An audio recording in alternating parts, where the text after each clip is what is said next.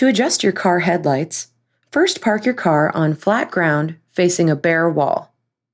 Unload anything heavy and make sure the pressure in all 4 tires is correct so your car is level.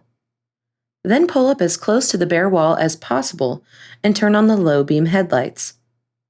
Mark where the lights hit the wall by running pieces of tape vertically and horizontally through the center of each low beam. Next, back your car up so it's 25 feet or 7.5 meters away from the wall. Some vehicles will require a greater or lesser distance, so make sure you refer to your car's instruction manual. Block one of the headlights and look to see where the other beam hits the wall. It should fall at or below the horizontal tape line you marked and to the right of the vertical tape line. If it doesn't, use the adjusters located in the headlight housing to adjust the beam until it hits the right spot on the wall. Finally, repeat with the other headlight.